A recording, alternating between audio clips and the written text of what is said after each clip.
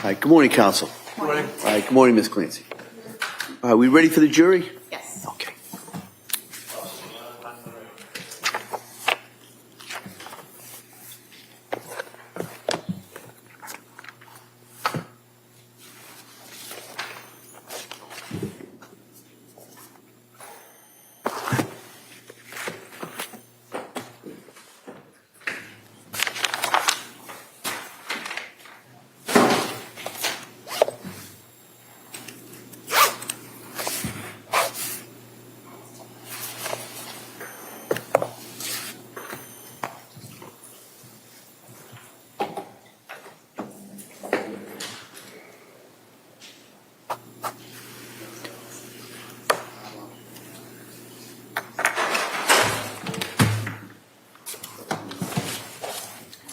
Cora, all rise. Jurors enter.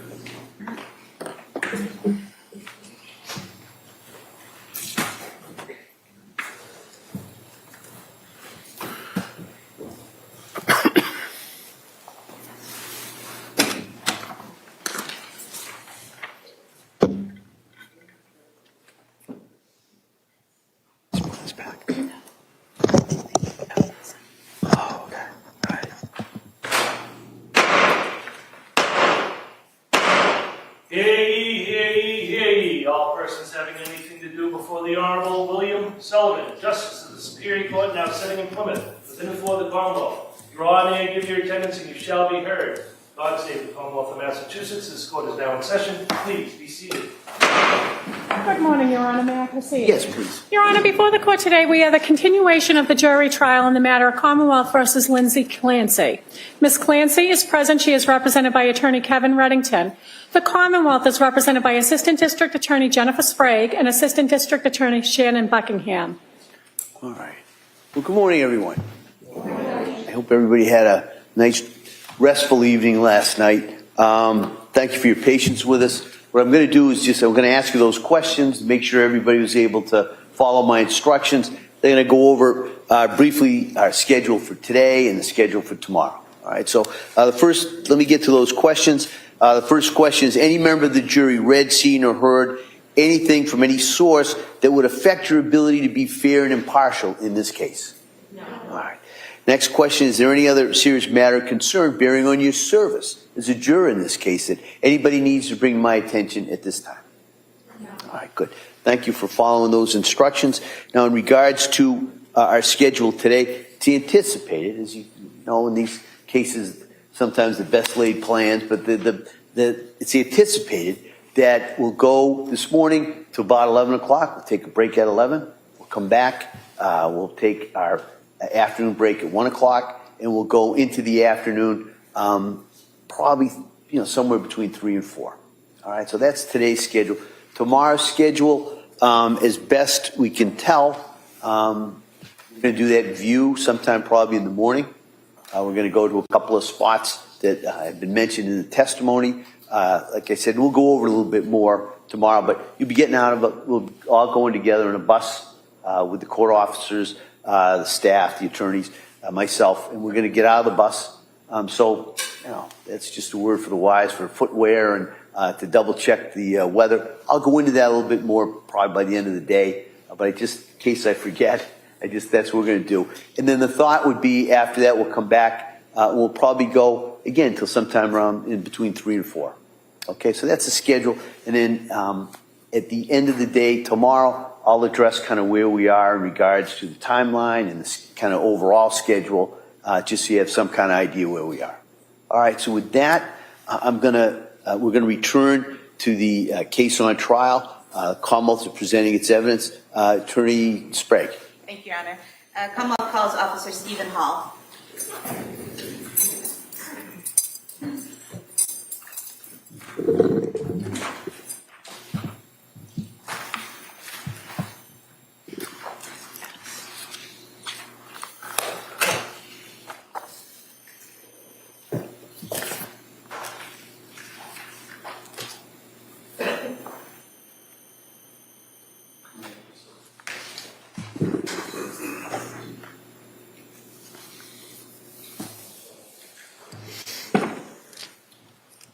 Good morning. Start right here, raise your right hand to the clerk, please. Good morning. Do solemnly swear that the testimony in the evidence you shall give to the hearing and that the outcome between the Commonwealth and the Callan shall be the truth, the whole truth, and nothing but the truth, so help you God. Thank you, sir. May I see? Thank you. All right, good morning. Morning. All right. So I'm going to ask keep your voice up so the jury can hear you. Yes. And with that, Attorney Sprague. Thank you, Your Honor. Good morning. Could you please state and spell your name for the record? My name is Stephen Hall, Stephenhall. And your date of birth? 3/26/1983. Where do you work? I work at the Duxbury Police Department How long have you been a Duxbury police officer? since 2015, so roughly 11 years.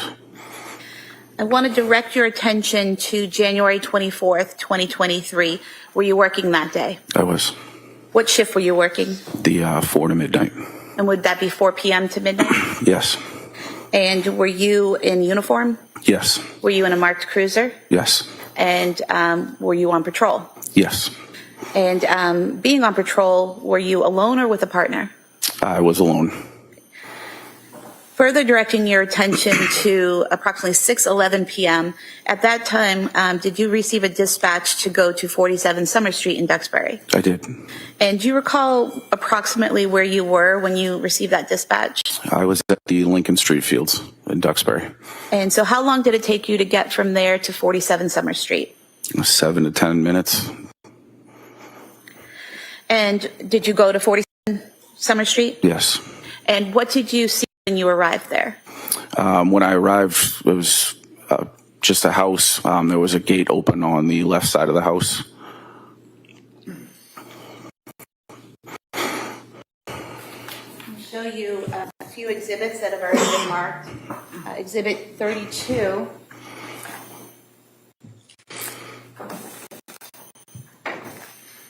And exhibit 33. Is this the house you responded to? Yes. I'm showing you exhibit 34. Is that the left side of the house? It is. And exhibit 35 is the gate that you went in depicted in this exhibit. It is.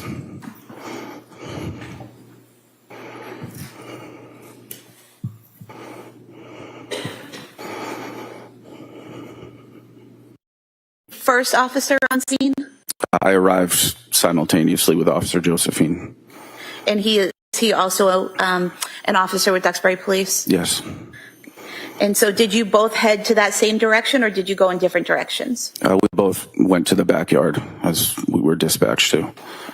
And you said you went to the left, correct? Yes. We heard a male voice calling for us on the left side. So. And that's where you headed? Yes. Okay. And did you encounter a male in the backyard? Yes. And did you later learn his name was Patrick Clancy? I did. What was his demeanor? He was upset. Didn't know what was going on. So. And did you see anyone else in the backyard? No. Did you see anyone on the ground? Yes. And who was on the ground? Miss Clancy. Is that Lindsay Clancy? Yes. And do you see her in the courtroom today? I do. Could you point to her? No issue with ID, Your Honor. Record may reflect the witness has identified the defendant. Thank you. Where was she positioned? She was on the ground if you were looking at the backyard on the right side.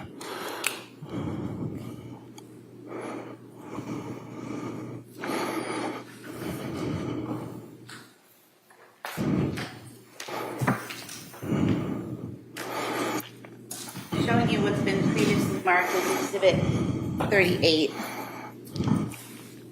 Is this the back of the house? It is. And showing you what's been marked as Exhibit 37. Do you see the area where the defendant was when you entered the backyard? Yes. Do you mind standing up with the court's permission and just pointing that out to the jurors? It's in this area. And if the record could reflect, he's pointing near the window well to the far right side of the back of the house. Record may reflect that. When you saw her in that location, do you remember where her head was? Her head was towards the house, And where were her feet? pointing out away from the house.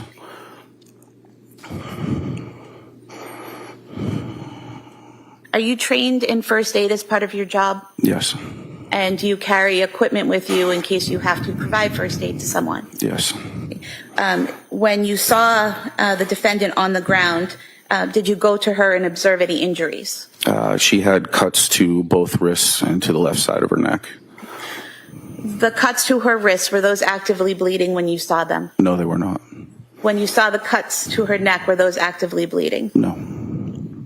Did you, based on your training and experience, feel the need to provide any medical care to those cuts or use any of the equipment you had to tend to those cuts? Not at that time. Was she conscious? Semi-conscious, in and out of consciousness. And what was she doing that gave you that indication?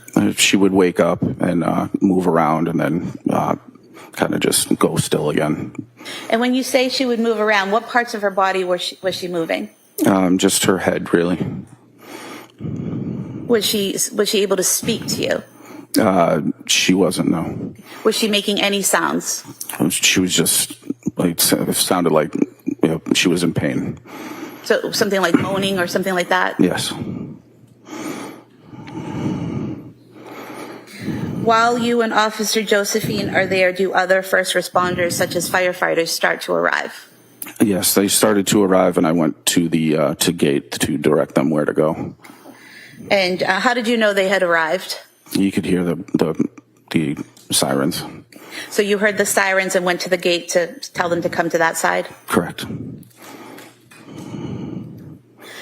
While you were doing this, did Patrick Clancy stay with you? At one point, he went inside to say he was going to check on his children. And did you see what entrance he used to go into the house? He went towards the backslider.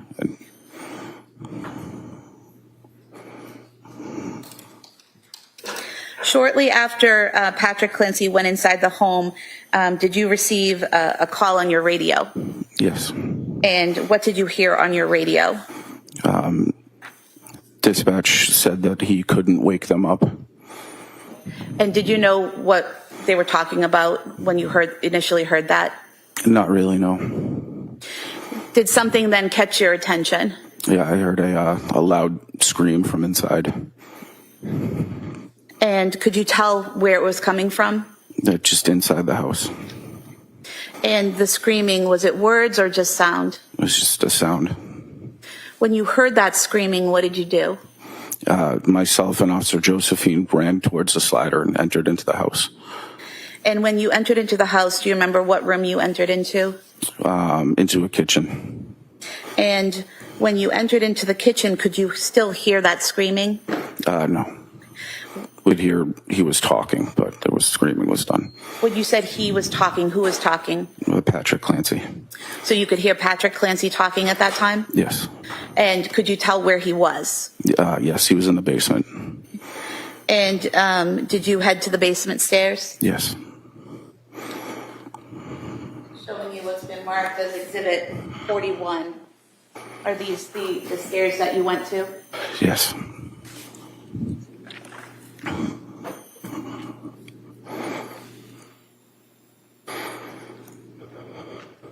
Did you go to the bottom of the stairs? I did.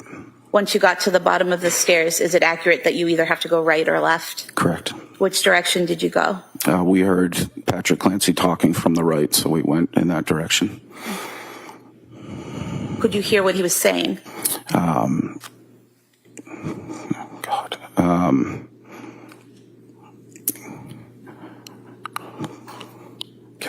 Do you mind if I? You don't recall? Yes. I have no objection to that. You need to read further. I haven't looked at this before. Do you recall him saying, I can't wake them up, I can't get them up? Yes. And do you remember his demeanor as he was saying that? He seemed very upset. What did you do in response to that? He came from a back room, so we ran into that back room.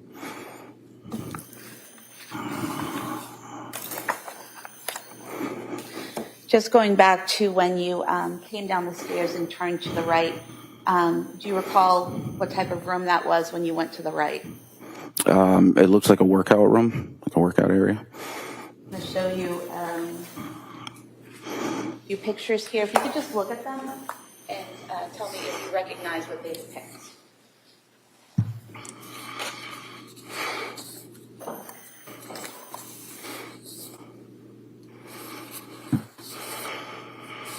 Yes. And do you recognize these to be photographs of that workout room that you entered into when you went to the right? Yes. We could have these marked as the next few exhibits. Objection. All right, those may be admitted. 4 exhibits.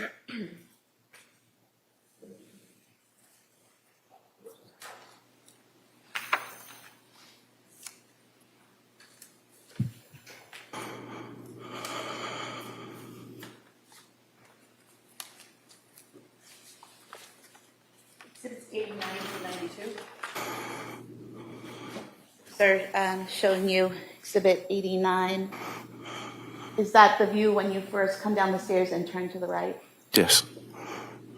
And then showing you exhibit 90, are those exercise bands there tied to the closet door? Yes. 91, just a close-up of that, correct? Yes. Then 92, what are we seeing in this photograph, sir? That was the back room that he seemed to be coming from. That Patrick was coming from? Yes. You also looked at 2 photographs from that room. Are those fair and accurate depictions of how the room looked that day? Yes. We could have these marked as the next 2 exhibits, please. All right, they may be admitted.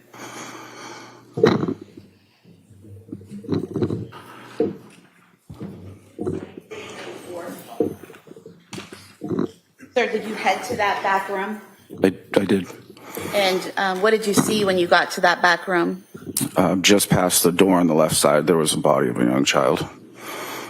And do you remember what position the child was in? He had his feet towards the door and his head towards the wall. And was he on his back or his stomach? Or... He was on his back. And do you recall what he was wearing? He was shirtless. I believe he was just in a diaper or underwear of some sort. And showing you Thank you. exhibit 93, if you wouldn't mind just pointing out where you saw his body. This area. Record reflect he's pointing to the area of the yellow exercise band. It may reflect that. And sir, that yellow exercise band, did you see that in that position when you saw the body of the child on the floor? Yes. Exhibit 94 was with that position.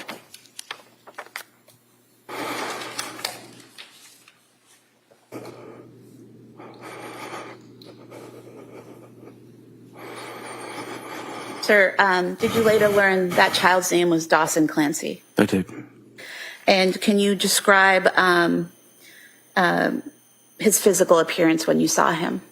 He was discolored, like a bluish purple. Do you remember what his face and neck looked like? No.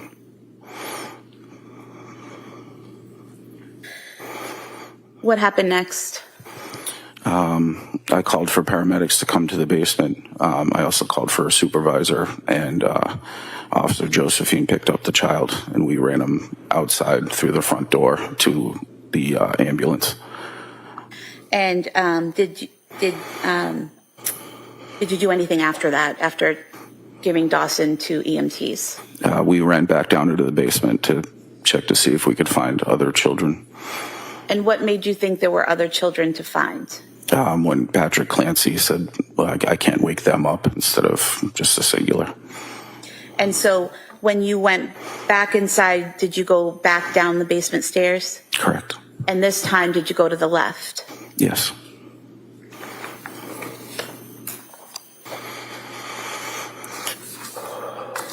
Sir, showing you a series of photographs. You could just tell me if they clearly and accurately reflect how the left side of the basement looked on January 24th, 2023 when you went in there. Right, just for the record, they don't need to lay a foundation. I agree to the photographs, no objection to any of them, so we don't have to go through all the All right, foundations. thank you. All right. You recognize those? Yes. Could I just mark this the next exhibits, please?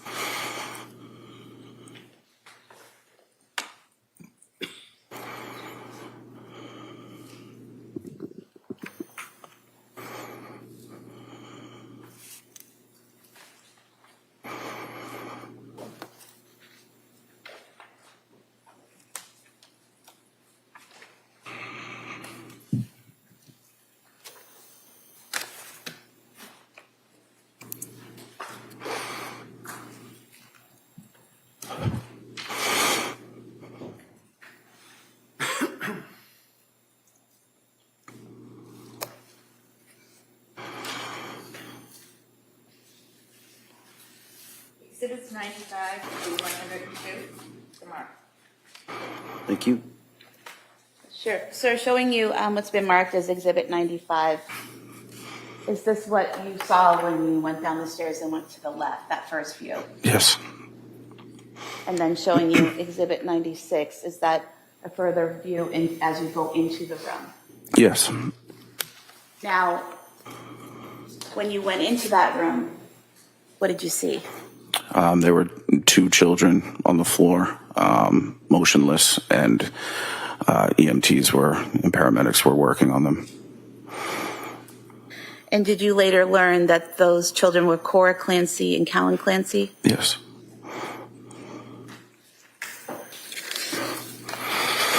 Did you do anything to assist the medics at that time? Excuse me. I asked if they needed any equipment. And did they ask you to get some equipment? They asked me to grab a heart monitor. And did you do that? I went and found the fire captain to ask where I could grab one, and he was pretty upset. So I ended up going back downstairs into the basement. At some point in time, actually, if I could show you Exhibit 96 again and just ask if you could just point to us where you saw each child. Okay.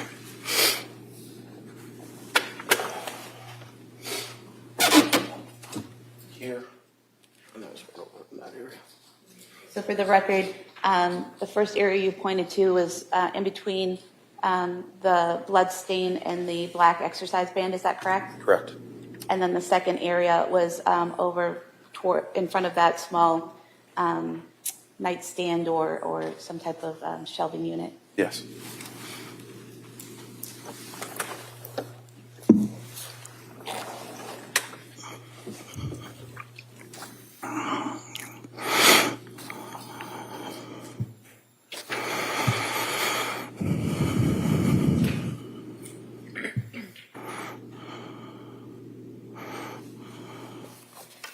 At some point in time, did you go back outside?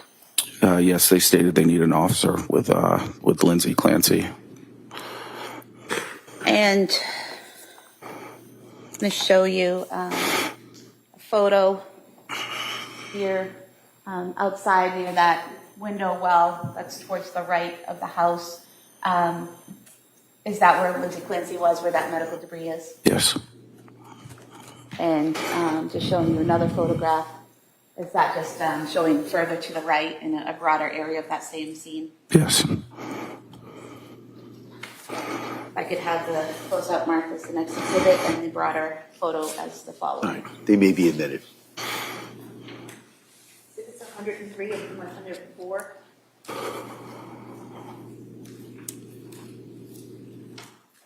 While you were out there with the defendant, were medical staff, paramedics treating her? Yes. And did you happen to look up? Yes, I did. What did you see when you looked up? There was an open window with blood marks around the window. And did you also see blood marks on the shingles below that window? I did. Showing you a photograph here. So up at the top, is this the open window you're referring to? Yes. Zooming in on the shingles here to the left and right, just below that window, are those the blood marks you're referring to? Yes.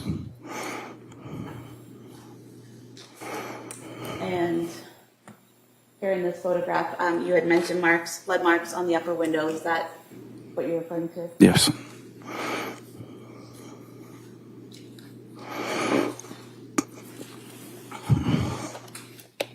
And then here at the top of the lower window, these marks here, are those the other blood marks that you saw? Yes.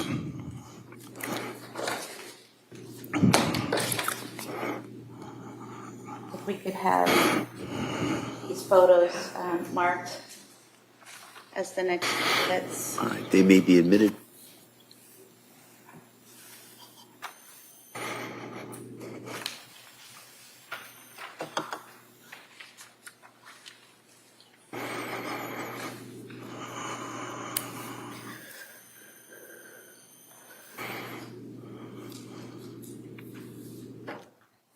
While you were out there in the backyard, did you see a ripped or, oh, I'm sorry.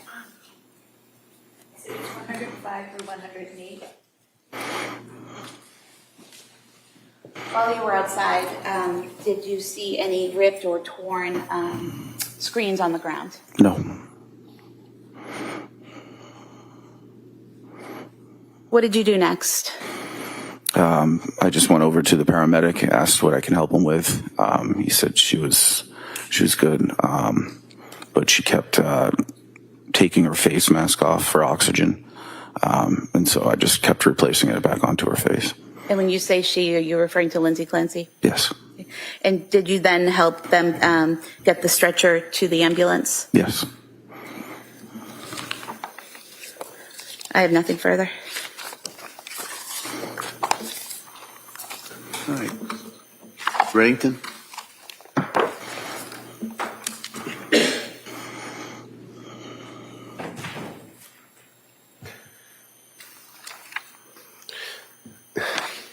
Thank you for your incredible service. Thanks. All right. Sir, you may step down. Thank you. Thank you.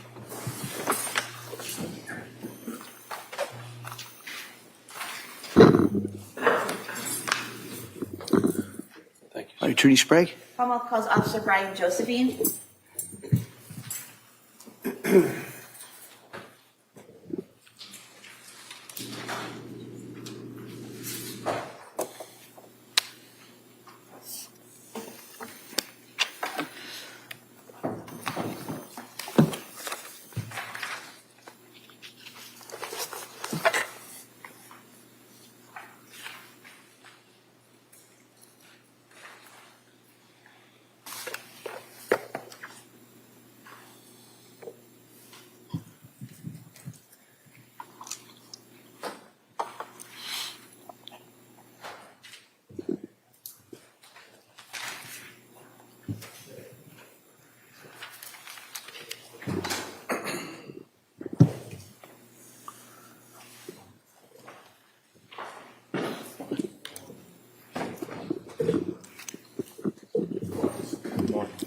Right here, raise your right hand to the clerk, please. Good morning. Do you solemnly swear that the testimony and the evidence you shall give to the court will be true, and that the Commonwealth and the defendant provide the truth, the whole truth, and nothing but the truth, so help you God? I do.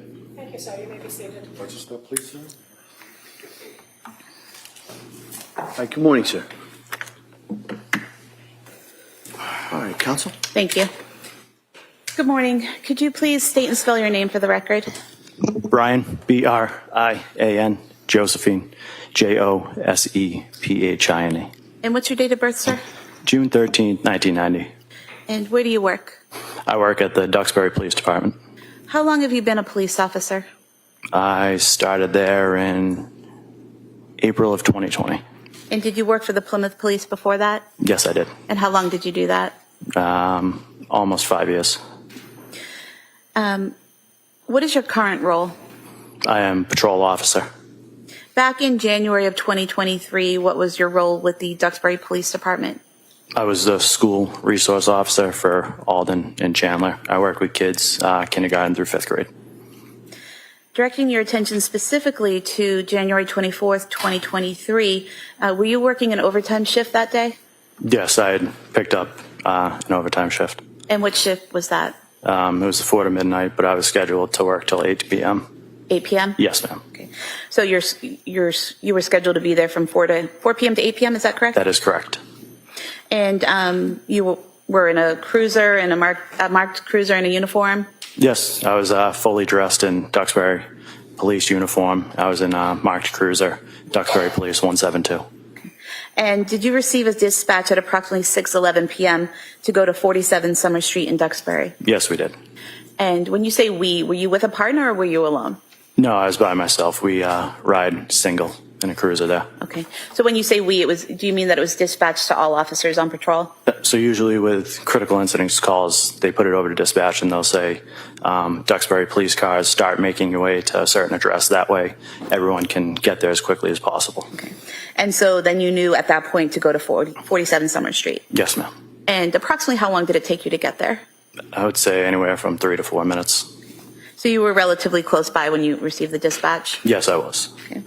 And when you arrived at 47 Summer Street, what did you observe? Dispatch was giving me description of the house. It took probably 15 seconds for me to identify the house. Parked in the street. I saw the number of the house and I made my way. I believe it was a mudroom that I went to.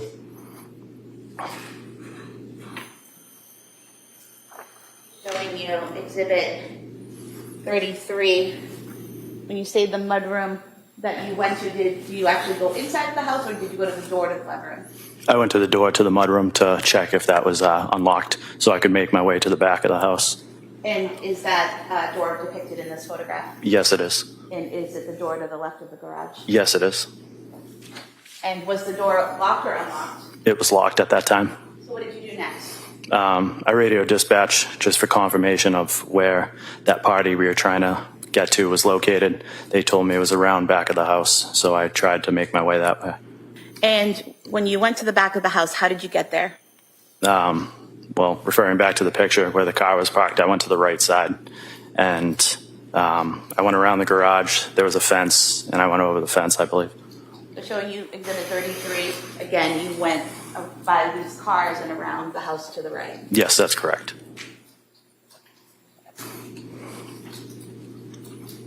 And showing you Exhibit 37, does that mean that you would have been coming around the house over here by the garage on the left and in the porch, the deck? Yes, that's correct. And when you came around there, what did you see? I made my way. I observed two parties, one lying in the ground and one standing over it. And I started making my way towards the other end of the house, which is towards this fence, as you guys can see in reference to that photo. And so when you say the other end of the house, are you talking about this area here, the father's furthest right two windows? Yes, that is correct. And the person that was standing, did you later learn that was Patrick Clancy? Yes, I did. And the person on the ground, did you later learn that was Lindsay Clancy? Yes, I did. And at some point in time, was Officer Hall also back there with you? Yes, he came from this side over here, the opposite direction in which I came. So facing the house, he would have come around the left side of the house if you're facing the house? Yes, he parked on the street and came from this side, the opposite of where I came from. Okay. And do you recall what Patrick Clancy was doing when you first saw him? He was standing over Lindsay at that point. It appeared that he was trying to communicate with her. I observed him with a cell phone. It was kind of down by his side, so I don't know if they were talking or what, but it was probably a split second, and then he turned in my location, saw me because I was illuminating the yard with my flashlight, and then that's when me and him crossed paths. Okay. And so you said you saw him with his cell phone by his side. Was it in his hand by his side? Yes, I believe it was in his left hand. Okay. Okay. And you say you crossed paths with him. Approximately where did you cross paths with him? It was probably right by the bulkhead, I would say. And so in the photograph to the right of the deck is the bulkhead, is that correct? That is correct. And where was he headed? He was heading, I believe, up towards the deck.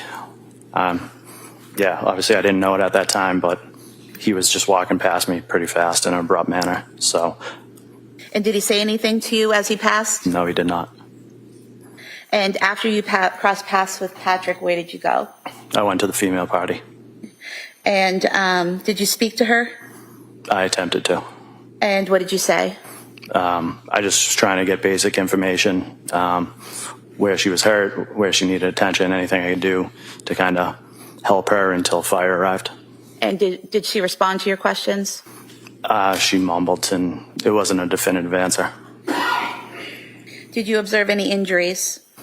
Yes, she was laying on the ground. There was cuts to her right wrist, I believe, and to the right side of her neck. And were those cuts actively bleeding at that time? They were bleeding, but not profusely. Did you, are you trained in first aid? Yes. Did you feel the need to put pressure on those wounds immediately? No. we also carry medical equipment such as tourniquet, gauze, stuff like that. And I believe due to circumstances that I didn't need to utilize those tools. And the tourniquet that you carry, is that in case someone has some type of cut where an artery has been damaged or cut? Yes, it is. Okay. And you're trained to recognize when it's something serious like an artery spraying blood everywhere versus a cut that doesn't need a tourniquet? Yes, we are. Okay. And you didn't see the need for a tourniquet? I did not know.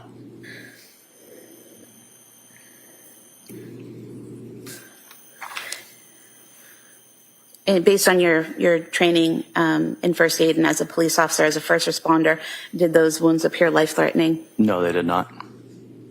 Did other emergency personnel from the fire department begin to arrive? Yes, so I would say I tried to talk to Ms. Clancy for probably 30 seconds to a minute, and at that point, coming from that opposite side of the house, I observed Duxbury fire personnel show up, and our protocol is to kind of turn the medical over to them because they're more highly trained than we are. Okay. And at some point in time, do you hear something? Yes. What do you hear? Myself and Officer Hall were standing by that window, and we just started hearing loud screams. And what did you do when you heard those loud screams? We immediately were trying to figure out where they were coming from.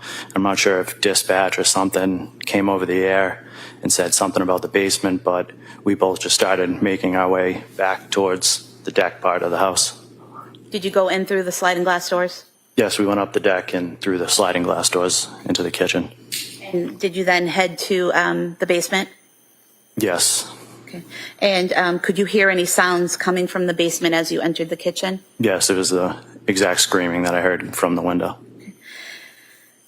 And did you go down the stairs to the basement? Yes, we did. And did you see anything as you went down the stair after you went down the stairs? So we went down the stairs, and there was a picture at the bottom of the stairs, I believe, of Lindsay and Patrick, and the basement splits off into two, a right and a left area, and the screams were coming from the right area, so that's where we directed our attention to first. Okay. And did you see Patrick? Yes. That right side opens up, and it's like 2 rooms, I believe. So we went into the first room, which was kind of dark, and there was some cluttered stuff around, and Patrick was in that back room at the time.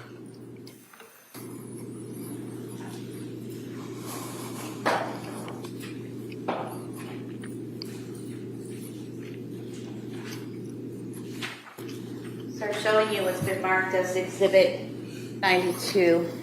Is that the doorway into that back room? Yes, it is.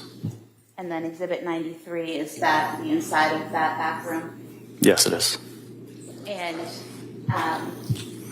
do you recall what, if anything, Patrick was saying as you encountered him?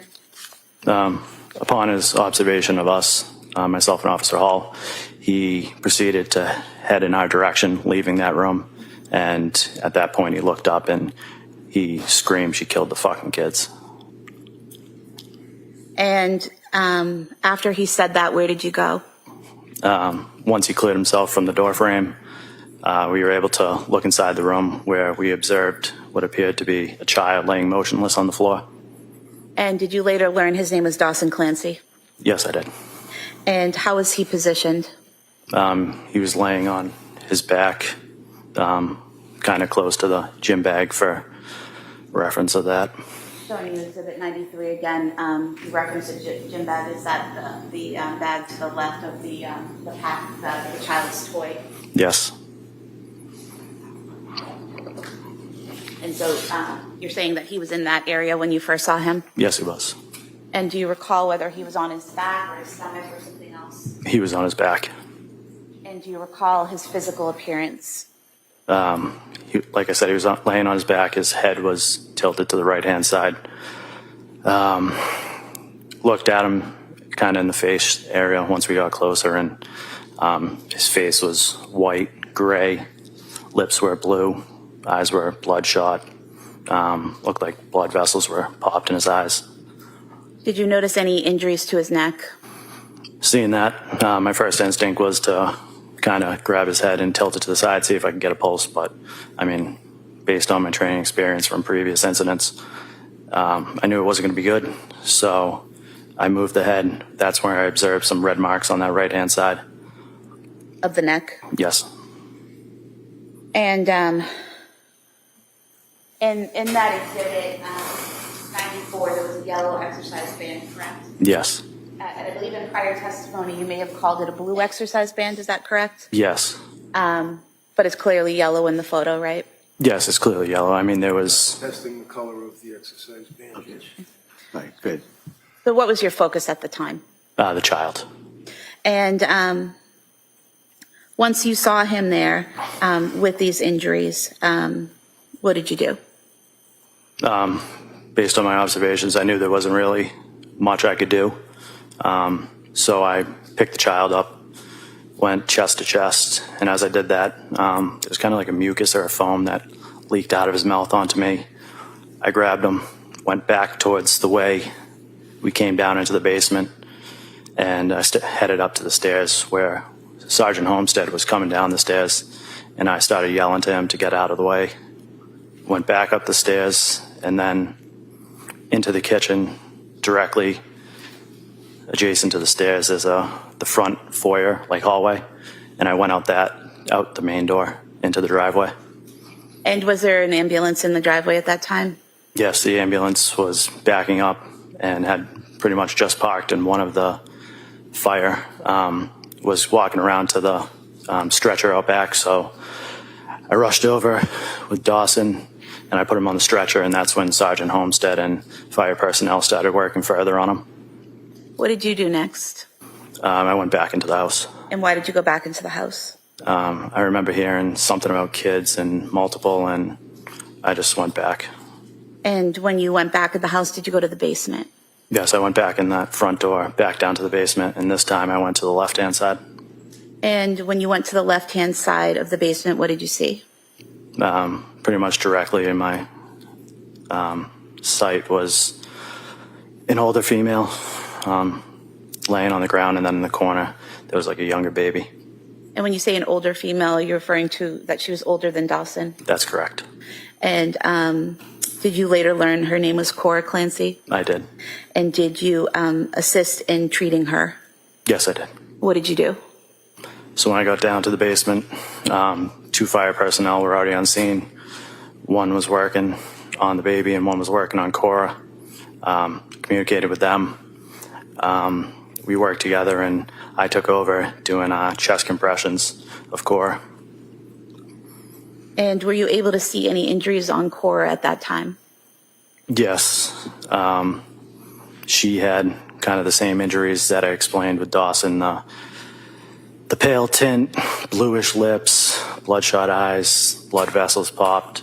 But this time she also had like dried blood around her mouth. And did you also see an area of blood near her on the floor? Yes, there was a relatively large area of blood on the floor. Actually, when doing CPR on her, I was beside her, and that pool would seep through my pants, so I ended up moving her a little off to the side so I could position myself better. Just showing you what's been marked as Exhibit 97, this red-brown stain on the rug. Is that what you're referring to? Yes.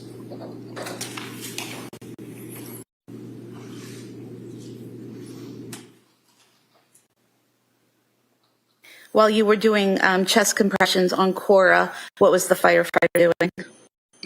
The one that had previously been attending to Cora then went to the child that was in the corner. And eventually, was Cora put on a stretcher and brought out? Yes, eventually. I think the baby was brought out first, because I think they mentioned at some point they might have found like a faint pulse or something like that. So they got him out first, and then we were able to get Cora up. So that entire time while you're in the basement, are you still giving chest compressions to Cora? Yes. Yeah. I mean, it felt like forever, to the point where I think I radioed for assistance for another officer to come down. And did others come down to assist? Yes, Officer Cahill came down to further assist, where I continued with chest compressions, and he used a bag valve mask to give rescue breaths. And a bag valve mask, is that something that goes over someone's face, a mask that's attached to a bag and you squeeze it to give air? Yes, it's an alternative breathing apparatus. At some point, do you go back upstairs to the first floor? Yes. And do you encounter Patrick Clancy when you go upstairs? Yes, so when they removed Cora, myself and Officer Cahill went back upstairs, where I encountered Mr. Clancy in the kitchen. And what was his demeanor in the kitchen? He was still frantic, kind of in shock, still screaming and losing himself. And I think at that point, I don't know, one of us requested that we get an ambulance for him as well. Thank you, sir. Nothing further. Attorney Reddington? I'm sorry, I have no questions. All right. Thank you, sir. Lisa. Thank you.